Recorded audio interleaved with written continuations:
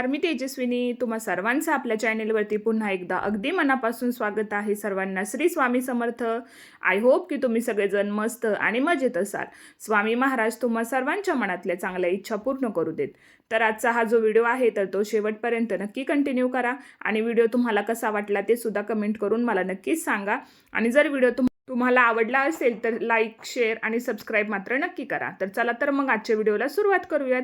तर सुंदर दिवसाची सुंदर अशी सुरुवात झालेली आहे आणि आज जीविकाच्या स्कूलचा आहेत ना लास्ट डे होता. तर त्याच्यामुळे ना सकाळी तिला लवकर स्कूलमध्ये जायचं होतं, कारण की आता शेवटचा दिवस आहे. त्याच्यामुळे मग सगळ्या फ्रेंड्स वगैरे शेजारीच बसतात. त्याच्यामुळे तिचं असं होतं की सगळ्या लवकर येणार आहे तर मला सुद्धा लवकर जायचे, म्हणून आज तिला आहेत ना रोजच्यापेक्षा थोडंसं लवकरच रेडी केलेलं होतं आणि तिने नाश्ता वगैरे सुद्धा आवरलेला होता.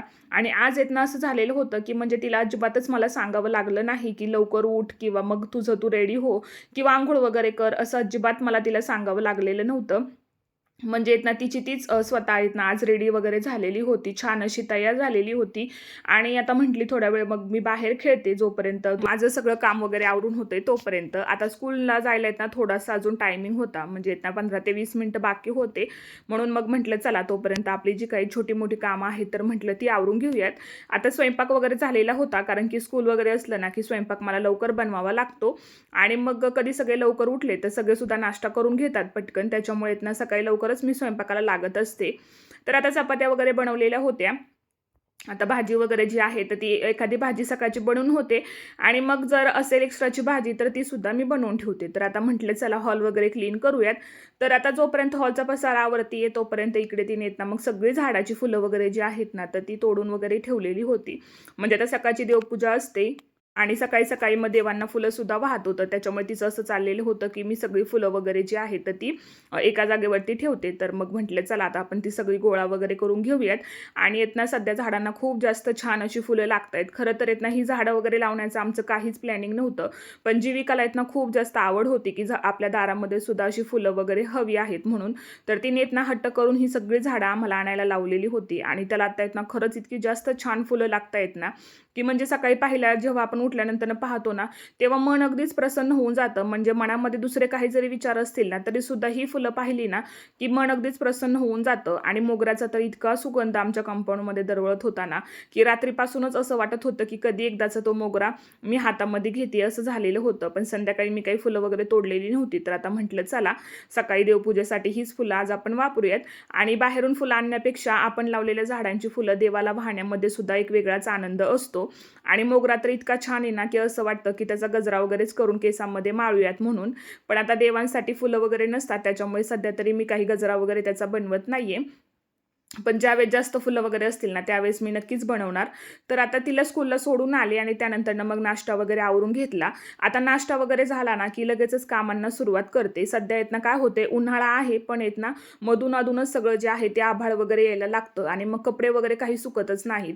त्याच्यामुळे सकाळी लवकरच कपडे मी धुण्यासाठी टाकत असते, जेणेकरून दुपारपर्यंत ते व्यवस्थित सुकतात. आणि एकदा आपली सकाळची कामं आवरली ना की मग आपल्याला सुद्धा निवांत थोडासा वेळ भेटतो.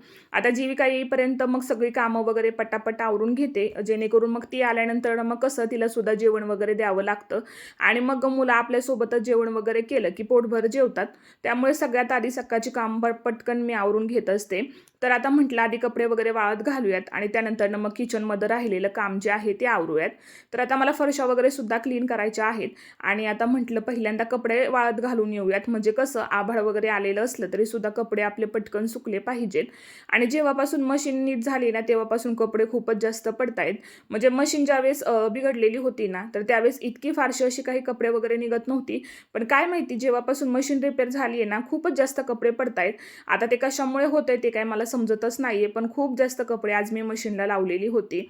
आता कपडे वगैरे वाळत घातली आणि मग लगेचच किचनच्या कामाला लागले. तर सगळ्यात आधी येत ना भांडी वगैरे क्लीन करून घेतली, कारण की कसं होतं सध्या येत ना लाईटचं प्रमाण थोडंसं जास्त आहे जाण्याचं. कधीतरी लाईट अचानकच जाते, कधी कधी जातच नाही. आणि मग एकदा लाईट जर का गेली ना तर मग 4-5 तास काही लाईट येतच नाही. आणि मग टाकीमध्ये पाणी वगैरे असेल ना तर मग आपल्याला सुद्धा काम करायला सोपं जातं. आता पाणी वगैरे नसेल ना तर मग काय काम करावं आणि कुठून करावं काही सुचत नाही. त्याच्यामुळे ना पटकन मी सकाळची कामं आवरून घेते, जेणेकरून मग टाकी सुद्धा वरची भरून राहते. तर आता म्हटलं आधी सगळी जी काही नाश्त्याची भांडी आहे, स्वयंपाकाची आहे ती आवरून घेऊयात. आता एकदा का मोबाईल बघत बसलं ना, तर मग वेळ कुठल्या कुठे निघून जातो काही समजत नाही. त्याच्यामुळे ना सकाळी जरी माझी जी काही कामं असतात ना, तर शक्यतो ती आवरता नाहीत ना, मी मोबाईल जास्त काही हातामध्ये घेत नाही. म्हणजे माझं पहिलं असं असतं, की पहिली आपली कामं आवरून घ्यायची आणि त्यानंतर मग निवांत मोबाईल पाहत बसलं, तरीसुद्धा काहीच हरकत नाही. आता सकाळी-सकाळी जर फोन हातात घेऊन बसलो ना, तर खूप जास्त वेळ होऊन जातो आणि मग काय करावं, काय नाही हे सुचत नाही आणि मग खूप जास्त आळस आल्यासारखं सुद्धा होतं. एकदा का अंगामध्ये आळस आला ना, की मग काहीच काम करण्याची आपली इच्छा नसते आणि काम जरी करायला घेतलं ना, तरीसुद्धा सतत खूप असं आळसल्यागत होतं. त्याच्यामुळे काम आपल्याकडून काही होत नाही. त्याच्यामुळे ना सकाळची कामं सकाळीच आवरून घेण्याचा हा माझा प्रयत्न असतो. तर आता एक भाजी जर बनवलेली होती टिफिनसाठी, तर आता म्हटलं चला मटकी आहे, तर मटकी सगळ्यांसाठी बनवूयात. आता मटकी आहेत ना सगळ्यांना खूप जास्त आवडते. त्याच्यामुळे मी काल आहेत ना बाहेर गेलेले होते, तर येतानाच मी सगळा भाजीपाला वगैरे घेऊन आलेले होते. आणि मग संध्याकाळी आहेत ना आम्ही तो सगळा निवडून वगैरे सुद्धा ठेवलेला होता. आता बाजारामध्ये गेलं ना, तर मग भरपूर भाजीपाला आपल्याला घेता येतो. आणि घरामध्ये भाजीपाला असलं ना, तर मग जास्त विचार करावा लागत नाही, की भाजी काय बनवायची. पण जर आपण असं भाजीला वगैरे काही आणलंच नाही ना, तर खूप जास्त प्रश्न पडतो, की भाजीला नक्की बनवायचं तरी काय? आता घरामध्ये जर ऑप्शन आपल्या असतील ना, तर मग आपल्याला सुद्धा ते सोपं जातं. तर आता म्हटलं चला सगळी कामं आता आवरूयात हळू तर आता भाजी होतीये तोपर्यंत म्हटलं चला फरशा वगैरे क्लीन करूयात.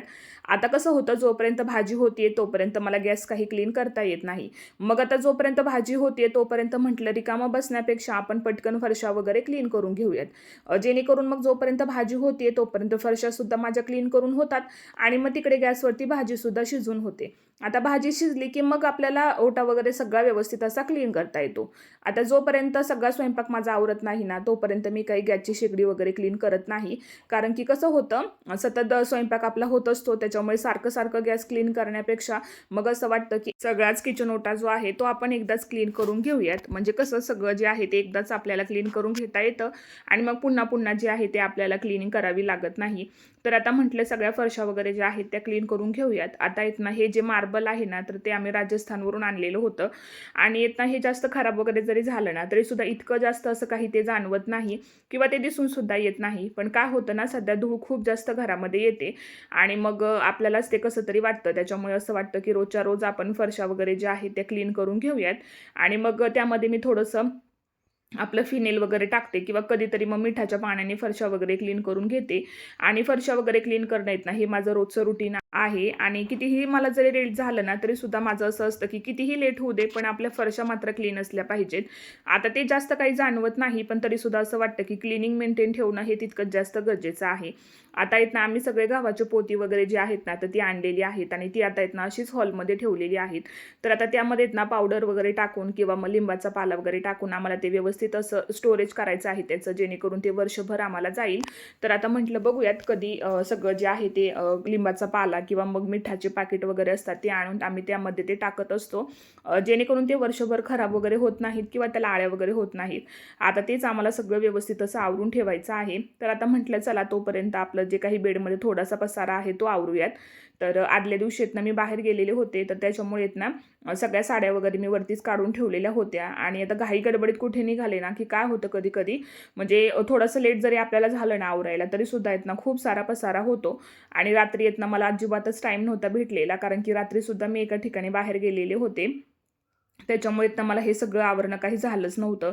तर म्हटलं चला आता हे सगळं आपण व्यवस्थित घड्या वगैरे घालून ठेवूयात आणि साड्यांच्या बाबतीत तर माझं इतकं जास्त कन्फ्युजन होतं ना, की कोणती घालायची कोणती नाही. म्हणजे इतक्या साड्या माझ्याकडे आहेत, पण तरीसुद्धा आहेत ना असं वाटतं, की ही घालू का ती घालू असं होतं आणि मग या कन्फ्युजनमध्ये आहेत ना 2-3 साड्या तरी माझ्या सहज वरती असतात आणि मग त्यातली एक मी चॉईस करते आणि मग 2-3 साड्या यावरती तशाच राहतात. कारण की आवरायलाच इतका वेळ लागतो ना, की कधी-कधी खूप जास्त घाई होते.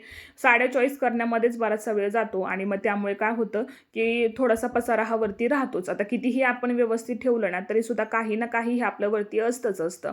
आणि सध्या तरी आहेत ना, आता घरामध्ये आमच्या खूप जास्त फंक्शन वगैरे आहे. त्याच्यामुळे आहेत ना, मग असं वाटतं, की कोणती साडी वेअर करायची आणि त्यामुळे खूप जास्त कन्फ्युजन होतं. तर चला असो, आता म्हटलं सगळ्या कपड्यांच्या वगैरे घड्या घातलेल्या आहेत, तर म्हटलं ते व्यवस्थित कपाटामध्ये ठेवून देऊयात. म्हणजे वरती कपड्यांचा पसारा होत नाही आणि कपडे तर प्रत्येकाकडे इतकी आहेत ना, की काही विचारायलाच नको. म्हणजे लहानांपासून ते मोठ्यांपर्यंत प्रत्येकाकडे भरपूर असे कपडे घरामध्ये असतात आणि मग कोणाला कोणतं काय वेअर करायचं यामध्येच आपलं सगळं कन्फ्युजन असतं. तर आता इथे येताना मला संध्याकाळी सुद्धा एका ठिकाणी बाहेर जायचं होतं, तर त्याचीच तयारी माझी सुरू होती. तर आता तिथे जायचे म्हणून मग पुन्हा एक साडी मी नवीनच बाहेर काढून ठेवली आणि आता हे सगळं जे आहे ते म्हटलं आधी सगळं व्यवस्थित असं आवरून घेऊयात, जेणेकरून मग आपल्याला सुद्धा जागच्या जागेवरती सगळ्या गोष्टी ठेवल्या की मग त्या पटकन सापडतात. आता इथलं सगळं आवरून घेतलं आणि त्यानंतर मग किचन क्लीन करायला घेतला. तर आता किचन क्लीन करताना आहेत ना सगळं पाण्यानं वगैरे मी स्वच्छ घासून वगैरे घेते, कारण की कधी कधी काय होतं आपल्याकडून काहीतरी गॅसवरती भाजीचं वगैरे सांडलं जातं किंवा मग दूध वगैरे उतू जातं आणि मग ते सगळं तसंच व्यवस्थित जर आपण क्लीन नाही केलं ना तर ते तसंच राहतं आणि मग ते खूप जास्त खराब दिसताना. त्याच्यामुळे ना सध्या तरी मी पाणी वगैरे टाकून सगळा ओटा वगैरे जो आहे तो स्वच्छ असा घासून वगैरे घेते.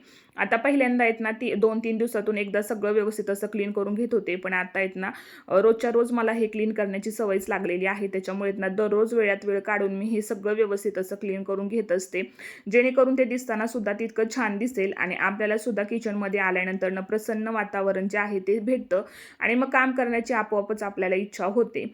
तर आता सगळी गॅसची शेगडी वगैरे म्हटलं आधी घासून वगैरे घेऊयात, कारण की सकाळी येत ना थोडंसं वरण माझ्याकडून उतू गेलेलं होतं, तर ते शेगडीवरती तसंच राहिलेलं होतं. तर म्हटलं चला ते सुद्धा व्यवस्थित असं आपण घासून वगैरे घेऊयात आणि मग पाणी वगैरे टाकून सगळा ओटा वगैरे जो आहे तो मी क्लीन करून घेतला, जेणेकरून मग ते दिसताना सुद्धा तितकं छान दिसेल. तर चला असो, आजचा व्हिडिओ जो आहे तर तो मी इथे सेंड करते. आय होप की आजचा हा व्हिडिओ जो आहे तो तुम्हाला आवडला असेल. व्हिडिओ तुम्हाला कसा वाटला कमेंट करून नक्कीच सांगा. उद्या पुन्हा भेटूयात. तोपर्यंत सर्वांना श्री स्वामी समर्थ.